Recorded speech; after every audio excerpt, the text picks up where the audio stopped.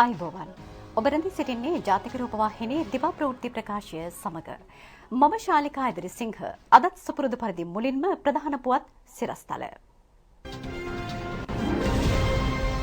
අලුත් අවුරුද්ද වෙනුවෙන් අඩු ආදායම්ලාභීන් සහ සමෘද්ධිලාභී පවුල් වලට රුපියල් 5000ක දීමනාවක් ගම සමග පිළිසඳර වැඩසටහන පසුවිපරම් සඳහා ජනාධිපති කාර්යසාධක බලකායක් රුපියල් 1000ක දෛනික වැටුප් ලැබූ වතු සේවකයෝ රජයට ප්‍රසාදය පළ කරති.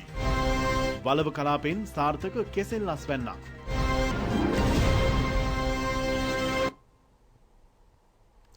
ප්‍රථමයෙන් දේශීය පුවත්. අලුත් අවුරුද්ද වෙනුවෙන් අඩු ආදායම්ලාභී සහ සමෘද්ධිලාභී පවුල් වෙත රුපියල් 5000ක දීමනාවක් ලබා දීමට රජය තීරණය කර තිබෙනවා. කොවිඩ් වසංගතයේ හේතුවෙන් පීඩාවටපත් සමෘද්ධි සහ අඩු ආදායම්ලාභී පවුල් සඳහා දීමනාව හිමිවනු ඇති. ආණ්ඩුපක්ෂ මන්ත්‍රීවරුන් කළ ඉල්ලීමකට අනුව ජනාධිපතිතුමාගේ සහ අග්‍රාමාත්‍යතුමාගේ උපදෙස් පරිදි දීමනාව ලබා දීමට නියමිතයි. ආර්ථික පුනර්ජීවනය හා දරිද්‍රතාව තුරන් කිරීම සඳහා වන ජනාධිපති කාර්යසාධක බලකායේ සභාපති බැසිල් රාජපක්ෂ මහතා මැදිහත් වීමෙන් එම බලකාය සහ සමෘද්ධි සංවර්ධන දෙපාර්තමේන්තුව එක්ව මේ ක්‍රියාවට නංවනවා. සිංහල හා දෙමළ අලුත් අවුරුද්දට පෙර මෙම දීමනාව ලබා දීමට කඩිනමින් කටයුතු කරන ලෙස සමෘද්ධි නිලධාරීන්ගෙන් අමාත්‍යාංශය ඉල්ලා සිටිනවා. මේ රුපියල් 5000 දීමනාව සඳුදා අඟහරුවාදා දිනවලදී කලින් කොවිඩ්-19 වසංගතය යටතේ ලබාගත් 5000 ලබාගත් ආකාරයටම ලබා ගන්න පුළුවන් සමෘද්ධි බැංකුව හරහා. ඒ නිසා අපි ඉල්ලා සිටිනවා සියලුම වෙළඳ සැල් 12 13 යන දිනවල විවෘත කර තබන්නට කියලා මේ රුපියල් 5000 දීමනාව ලැබීමෙන් පසු ඔවුන්ට සිංහල දෙමළ අලුත් අවුරුද්ද වෙනුවෙන් භාණ්ඩ මිලදී ගැනීමට අවස්ථාව සලසා දී යුතු නිසා. ඒ අනුව අපි සතොස ආයතනත් දිවයින පුරා පිහිටි ඒ වගේම සමුපකාර ව්‍යාපාරයත් මේ දින දෙක තුලම 12 13 දින දෙක තුලම විවෘතව තිබෙන අතර පුද්ගලිකාංශයේ ව්‍යාපාර ආයතන වලුත් අපි ඉල්ලීමක් කරනවා ඒ දින දෙක විවෘතව තබන්න කියලා. ගම සමග පිළිසඳර වැඩසටහන පසුවිපරම් කිරීම පිණිස ජනාධිපති ගෝඨාභය රාජපක්ෂ මැතිතුමා විසින් ජනාධිපති කාර්යසාධක බලකායක් පත් කරනු ලැබ තිබෙනවා. එනම් කර ඇත්තේ ගම සමග පිළිසඳර ග්‍රාමීය සංවර්ධන ජනාධිපති කාර්යසාධක බලකාය ලෙසයි. රජය අපේක්ෂා කරන ඉලක්ක සපුරා ගැනීම හා ජනතා අවශ්‍යතා කාර්යක්ෂම සහ ඵලදායී ලෙස මෙහෙයවීම මෙමකින් සිදු කරනු ඇති. අමාත්‍ය නාමල් රාජපක්ෂ මහතාගේ සභාපතිත්වයෙන් යුත් කාර්යසාධක බලකායට මැති ඇමතිවරුන්ගෙන් සමන්විත 15 දෙනෙකු අයත්. රාජ්‍ය අමාත්‍යවරුන් වන නිමල් ලංසා, දිලුම් අමුණුගම කංචන විජේසේකර, සීතා අරමිපොළ, චන්න ජයසුමන, පාර්ලිමේන්තු මන්ත්‍රීවරුන් වන කාදර් මස්තාන්, කපිල අතුකෝරළ, සංජීව එදිරිමාන්න, නිපුණ රණවක, චාමර සම්පත් දසනායක, ක්‍රීඩා නලස්, ගෙවිඳු කුමාරතුංග, සිවනේස්තුරේ චන්ද්‍රකාන්තන්, චින්තක අමල් මායාදුන්නේ සහ ජයන්ත වීරසිංහ යන අය මෙහි සමාජිකයන්. ජනාධිපති අතිරේක ලේකම් චන්දිමා වික්‍රමසිංහ මෙනවිය ගම සමග පිළිසඳර ග්‍රාමීය සංවර්ධන කාර්යයන් හා සම්බන්ධිත අවශ්‍ය සියලු තොරතුරු සම්පාදනය හා සම්බන්ධීකරණය භාරව සිටිනවා. ගම සමග පිළිසඳර වැඩසටහනේදී ජනතාව ඉදිරිපත් කරන ප්‍රශ්න හා ගැටලු විසඳනු පිණිස ජනාධිපතිතුමා දෙන උපදෙසා නියෝග කඩනමින් ක්‍රියාත්මක කිරීම සඳහා දිස්ත්‍රික් ලේකම්, ප්‍රාදේශීය ලේකම් සහ වෙනත් සියලුම ප්‍රධානින්ද ඇතුළුව ප්‍රාදේශීය මට්ටමේ සියලු නිලධාරීන් සේවා අවශ්‍යතා මත මෙහෙයවීම කාර්යසාධක බලකායේ මූලික වගකීමයි. ප්‍රාදේශීය සභා හා ප්‍රාදේශීය ලේකම් කාර්යාල බල ප්‍රදේශවල අයවැය ප්‍රතිපාදන මත ක්‍රියාත්මක මාර්ග, පානීය ජල සම්පාදන, විදුලිය, දුරකථන, sannivedana, ක්‍රීඩා පිටි, පාසල්, රෝහල්, වෘත්ති අධ්‍යාපන ආයතන, නාගරික විශ්වවිද්‍යාල, ඉඩම් පැවරීම්, බැංකු හා මූල්‍ය පහසුකම්, වෙළඳපොළ, ගබඩා ඇතුළු යටිතල පහසුකම් ව්‍යාපෘති කඩිනම් කිරීමද බලකායට පවරා තිබෙනවා. රාජ්‍ය ආයෝජන වැඩපිළිවෙල යටතේ දේශීය හා විදේශීය අරමුදල් ඇතුව ක්‍රියාත්මක සියලුම ව්‍යාපෘති ඉලක්කගත කාල සීමාව තුළ ප්‍රමිතියෙන් යුතුව කඩිනම් කරවීම කාර්යසාධක බලකායෙන් අපේක්ෂිතයි. කිසියම් රාජ්‍ය සේවකයෙකු හෝ අමාත්‍යාංශක, දෙපාර්තමේන්තුවක, සංස්ථාවක හෝ එබඳු ආයතනයක නිලධාරියෙකු කාර්යසාධක බලකාය පවරන රාජකාරී ඉටු කිරීම ප්‍රමාද කරන හෝ පැහැරහරන අවස්ථාව තමාට වාර්තා කරන්නයි ජනාධිපතිතුමා කාර්යසාධක බලකායට නියම කොට තිබෙනවා. මැදිරිගිරිය වෙඩිකච්චිය ප්‍රදේශයේ පැවති ගම සමග පිළිසඳර වැඩසටහනේදී කළ ඉල්ලීම ඉටු කරමින් හිඟුරක්ගොඩ රජරට විද්‍යාලයේ යෝජිත නව දෙමහල් පුස්තකාලයේ ඉදිකිරීම ඊයේ ආරම්භ කෙරුණා. ඒ රාජ්‍ය මාත්‍ය රොෂාන් රණසිංහ මහතාගේ ප්‍රධානත්වයෙන්. ගම සමග පිළිසඳර සමග යලි ගමට ගම සමග පිළිසඳර වැඩසටහනේදී හිඟුරක්ගොඩ රජරට විද්‍යාලයේ විදුහල්පති හිමියන් පුස්තකාලයක අවශ්‍යතාවය පිළිබඳ ජනාධිපතිතුමා දැනුවත් කළා. ගොඩනැගිල්ලට වෙන් කර ඇති මුදල රුපියල් 1 කෝටි 65 ලක්ෂයක්. ඉදිකිරීම් යුද හමුදා 12 වෙනි ඉංජිනේරු සේවා බලකාය විසින් සිදු කරනු ලබනවා. දින 120කදී ඉදිකිරීම් නිම කිරීමට නියමිතයි. පොළොන්නරුව දිස්ත්‍රික් සංවර්ධන කමිටු සභාපති පාර්ලිමේන්තු මන්ත්‍රී අමරකීර්ති අත්කෝරළ මහතා රාජ්‍ය නිලධාරීන් ඇතුළු පිරිසක් ඉදිකිරීම් මැරඹීමේ අවස්ථාවට එක්ව සිටියා. මේ අතර වවුනියාව බෝගස්සව ප්‍රදේශයේ පසුගියදා පැවති ගමසමග පිළිසඳර වැඩසටහනේදී කළ ඉල්ලීමකට ප්‍රතිචාර දක්වමින් වසවිස නැති කෘෂි භෝග මිලදී ගැනීමේ මධ්‍යස්ථානයක් ඊයේ විවෘත කෙරුණා.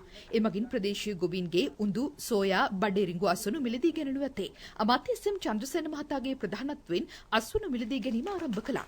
මෙමගින් ප්‍රදේශීය ගොවි පවුල් දසදහසකට වැඩි ප්‍රමාණයකට සිය අසුණු අලෙවි කර ගැනීමේ පහසුකම් සැලසෙනවා. ගම සමග පිළිසඳර වැඩ සමග යලි ගමට පසුගිය අයවැය යෝජනාවට අනුව රුපියල් 10 දක්වා වැඩි කෙරුණු වතුකම්කරු දෛනික වැටුප ප්‍රථම වරට ඊයේ ඔවුන්ට හිමි වුණා. වැටුප වැඩි කිරීම සම්බන්ධයෙන් ඔවුන් රජයට ස්තුතිය පුද කරනවා. වතුකම්කරුවන්ගේ දෛනික වැටුප රුපියල් 10 දක්වා වැඩි කිරීම පිළිබඳ යෝජනාව අග්‍රාමාත්‍ය මහින්ද රාජපක්ෂ මහතා විසින් පසුගිය අයවැයෙන් ඉදිරිපත් කළා. ඒ අනුව කම්කරු අමාත්‍යාංශයේ වතු සමාගම් හා වෘත්තීය සමිතිය අතර පැවති සාකච්ඡාවලින් අනතුරුව වතුකම්කරුවන්ගේ දෛනික වැටුප රුපියල් 10 දක්වා වැඩි කෙරුණා. ඒ බව ඉකුත් මාර්තු 5 වෙනිදා අතිවිශේෂ ගැසට් පත්‍රයක් මගින් ප්‍රකාශයට පත් කෙරුණා. මීට පෙර වතුකම්කරුවන් සඳහා ලැබුණේ රුපියල් 750ක දෛනික වැටුපක්. මේ හේතුවෙන් තම අවශ්‍යතා සපුරා ගැනීමේදී ඔවුන් ගැටලු රැසකට මුහුණ දුන්නා. දීර්ඝ කාලයක සිට තමන්ට පැවති මෙම ගැටලුවට ස්ථිර විසඳුමක් ලබා දීම පිළිබඳව වත්මන් රජයට ස්තුතිය පුද කරන බවයි වතුකම්කරුවන් පවසන්නේ. මේ රුපියල් කම්බච් එක අපි ලොකු සතුටක් වෙන එක. ලොකු සහයෝගයක් මේක අපිට. අපේ දරුවොත් අපි ජීවත් වෙන්නේ මේ මතුවල වැඩ හිඳයි. ඒ හින්දා මේ රජයට බොහොම ස්තුතියි. අපි වැස්ස තැමි කුඩල කාකා අපි මෙච්චර කාලෙ හම්බ කරා. ඒක නිසා මේ පාර අපිට ගොඩක් සතුටු රුපියල් 1000ක් හම්බ වෙන නිසා බොහොම ස්තුතියි. මෙච්චර කාලෙ දුක් විලා වැඩ කරුවා. දීප එක සතුටු. මෙච්චර කාලෙට අද තමයි හම්බලා තියෙන අපිට. මේ සැරේ ඊයේ ඉඳලා අපිට පඩි වැඩි කරලා තිනවා. ආණ්ඩුවට අපි බොහොම ස්තුති වෙනවා. අපි මෙච්චර දුක් විඳලා මාන්සි වෙලා හම්බ කරුවා. සතපාකට වැඩක් නෑ. දැන් රුපියල් 1000ක් හම්බ වෙනවා. ඒකට අපි සතුටයි. දැන් අපිට ගොඩාක් කාලෙකින් ඉඳන් අපි ලින්ක් කරා අපිට හම්බුනේ නැහැ. ඒක ජීවත් වෙන්න ගොඩාක් අමාරුයි. දැන් මේ සැරේ අපිට ඊයේ ඉඳන් ඒ රුපියල් 1000 පඩිය වැඩි කරලා තිනවා. රජයට බොහොම ස්තුතිවන්ත වෙනවා. අයිස් මද්‍රව්‍ය කිලෝග්‍රෑම් 1 ග්‍රෑම් 250ක් සමග පුද්ගලයෙකු කොළඹ මාලිගාවත්ත ප්‍රදේශයේදී අත්අඩංගුවට ගැනීමට පොලිසිය සමත් වුණා.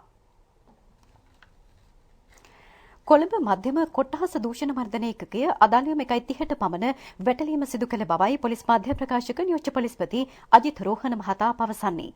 අත්අඩංගුවටපත් පුද්ගලයා 70 වැනි වියේ පසුවන්නේ. ඉදිරි විමර්ශන සඳහා සැකකරු හා මත්ද්‍රව්‍ය මාලිගාවත්ත පොලිසිය වෙත බාර දීමට පියවර ගැනුණා.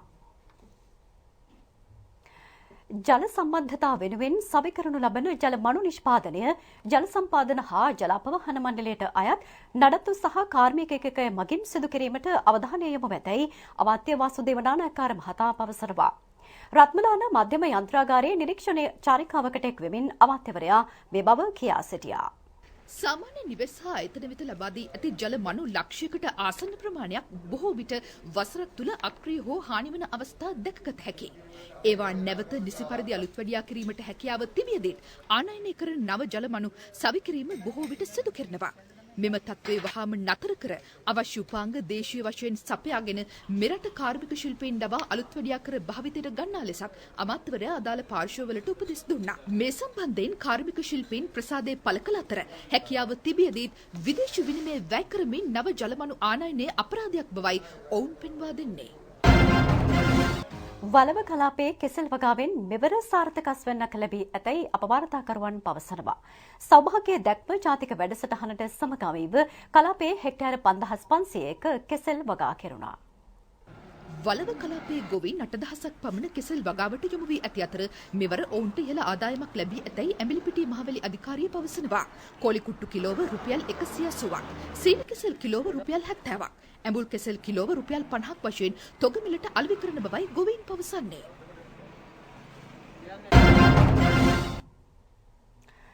පිරිසිදු ගම්මිරිස් අඩුමිලට සතොස වෙළඳසැල් හරහා ලබා දෙන බව රාජ්‍ය අමාත්‍ය ජානක වක්කුඹුර මහතා පවසනවා. පැලවත්ත ප්‍රදේශයේ ඊයේ පැවති උත්සවයකදී අමාත්‍යවරයා මේ බව කියා සිටියා. හෙට ඉඳන් ලංකා සතුට ආයතනයේ අලවිසල් 400ක් තියෙනවා. මේ සීනි අඩුවට දෙනවා වගේම ඔබ ඕනම තැනක ගිහින් බලන්න. දැනට සතුට ආයතනයේ ගම්රිස් ග්‍රෑම් 100ක් 330යි. හෙට ඉඳන් රුපියල් 160ට මම ලංකා සතුට ආයතනයේ තියෙන සියලුම වෙළඳසැල් වල පිරිසුදු ලංකාවේ සහතිකයක් තියෙන මීමුරේට කිව්වා මීමුරේ නමින් මීමුරේ ගම්රිස් විකුණන්න කියලා. ඒ නමින් හෙට ඉඳන් දෙනවා. කියන්නේ රජයේ මැදිහත් වෙනවා නම් පාරිභෝගිකයට අඩු මිලට එයාට බඩුත් දෙන්න පුළුවන්. ඒ නිසා අපි කුළුබඩු සංස්ථාව ඉදිරි කාලෙදී පාරිභෝගික ජනතාවටත් සහනයක් සලසන්න කටයුතු කරනවා. දැන් තවත් දේශීය පුවත් කිහිපයක් කෙටියෙන්.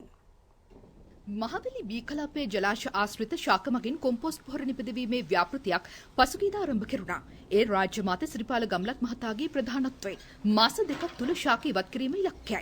ශ්‍රී ලංකා මහවැලි අධිකාරිය ඒ සඳහා වෙන්කර ඇති මුදල රුපියල් ලක්ෂ 38ක්. යටියන්තොට ප්‍රාදේශීය සභාව මගින් නිදිකළ පුස්තකාලය සහ ආයුර්වේද වෛද්‍ය මධ්‍යස්ථානයේ පසුගියදා ජනතා හිතට පත් කෙරුණා. ඒ පළාත ආණ්ඩුකාර ටිකිරි කොබ්බෑකඩුව මහතාගේ ප්‍රධානත්වයෙන් වැකල මුදල රුපියල් ලක්ෂ 79ක්. කුරුණෑගල මිල්ලව ප්‍රදේශයේ ආහාර ගබඩා 3කට මුද්‍රා තබා තිබෙනවා. පරිභෝජනයට නුසුදුසු ආහාර ද්‍රව්‍ය ගබඩා කිරීම ඊට හේතුවයි. හිමිකරුවන් අද අධිකරණයට ඉදිරිපත් කිරීමට නියමිතයි. වැටලීම සිදු කළේ මල්ලව පිටිය සෞඛ්‍ය වෛද්‍ය නිලධාරී කාර්යාලයේ නිලධාරීන් විසින්. කොළඹ ඩී.එස්. සේනානායක විද්‍යාලයට පාකිස්තානු රජය විසින් ක්‍රීඩා උපකරණ තොගයක් පරිත්‍යාග කරනු ලැබුවා. පාකිස්තානු මහ කොමසාරිස් ෂාද් කටාත් මහතා විසින් විදුහල්පති ප්‍රසන්න මුහන්දර මහතාට ක්‍රීඩා භාණ්ඩ බාර දුන්නා. දිවයිනේ ප්‍රදේශ කිහිපයකට අද සූර්යා මුදුන් වන බව කාලගුණ විද්‍යා දෙපාර්තමේන්තුව නිවේදනය කරනවා. නොරොච්චෝලේ කරුවල ගස්වැව, පළුගස් වැව, උස් වැව, සිංහපුර, කැලෑ කරඹ වැව සහ කුමාදිය එම ප්‍රදේශයි. අප්‍රේල් 14 වෙනිදා දක්වා සූර්යා ශ්‍රී ලංකාව ආශ්‍රිත අක්ෂාංශවලට ඍජුව ඉහළින් පවතිනවා. ඒත් සමග අදාළ ප්‍රදේශවලට උණුසුම් කාලගුණයක් ඇති විය හැකි බවයි කාලගුණ විද්‍යා දෙපාර්තමේන්තුව නිවේදනය කරන්නේ. දිවයිනේ බොහෝ ප්‍රදේශවල තැනින් තැන සවස් කාලයේදී හෝ රාත්‍රී කාලයේදී වැසි හෝ ගිගුරුම් සහිත වැසි ඇති විය හැකියි. ඌව සබරගමුව මධ්‍යම දකුණ බස්නාහිර සහ උතුරු මැද පළාත්වල ඇතැම් ස්ථානවලට මිලිමීටර 50ක පමණ තද වැසිද ඇති විය හැකියි.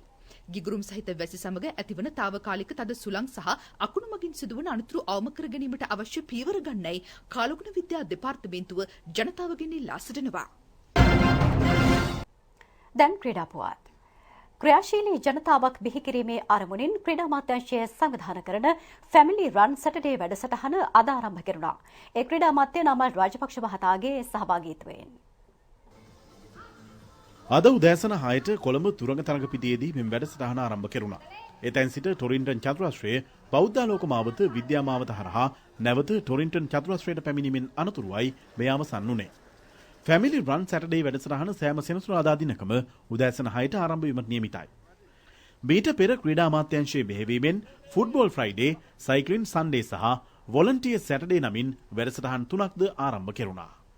අපිට කොහොමත් ඉතාමත් ක්‍රියාශීලී ක්‍රියාකාරී ජන ජීවිතයක් අපේ ඉතිහාසයේ තිබ්බේ. හැබැයි රටේ තියෙන වර්තමාන තත්ත්වය සහ මේ නූතනත්වයත් එක්ක බොහෝ දෙනෙක්ගේ ක්‍රියාශීලීත්වය අඩු වෙලා තියෙනවා. මොකද තාක්ෂණය පිටිපස්සේ අපි හඹා යන්නේ. ඉතින් අපි විශ්වාස කරනවා අපි දක්ෂ ක්‍රීඩකයෙක් හදන්න නම් අනාගත පරම්පරාව ක්‍රියාශීලී වෙන්න ඕනේ. ඒ ක්‍රියාශීලී පරම්පරාවක් ගොඩනගන්න නම් දෙමව්පියෝ දරුවෝ ක්‍රියාශීලී දිවිපෙවතක් කරා අපි යොමු කරන්න ඕනේ. ඉතින් මම හිතන්නේ සිංහල දමිළ අලුත් අවුරුද්ද වෙන වෙලාව තමයි ඉතිහාසයේ අපි වැඩිම ක්‍රියාශීලී කාල සීමාව. ඉතින් එවැනි කාල සීමාවක් අපි සෙන්සුරාදා දිනය පවුලේ සිළු දෙනා එක්ක ක්‍රියාශීලී දිවිපෙවතක් ගත කරන්න සෙන්සුරාදා උදේ වරුව ගත කරන්න කියන ගෞරවනීය ආරාධනය කරනවා. ඉතින් අද කොළඹ රේස් කෝස් එකේ මේක අපි ආරම්භ කරලා අපි බලාපොරොත්තු වෙනවා ලංකාවේ හැම ගමකම ජනතාව තමන්ගේ දරුවෝ දෙමව්පියෝ එක්ක ක්‍රියාශීලී දිවිපෙවත ගත කරන්න අපට සහයෝගය දෙයි කියලා. මම හිතන්නේ ඉතාමත් සාර්ථකයි අද පළවෙනි දිනය ෆැමිලි රන් එකේ. ඉදිරියේදී අපිට මේක තවත් වර්ධනය කරගන්න හැකියාව ලැබෙනවා. එත් සමගින් අපගේ දිවා ප්‍රවෘත්ති ප්‍රකාශය නිමාවට පත්වනවා. රාත්‍රී 8ට අපගේ ප්‍රධාන ප්‍රවෘත්ති විකාශය බලාපොරොත්තු වන්න. ආයුබෝවන්.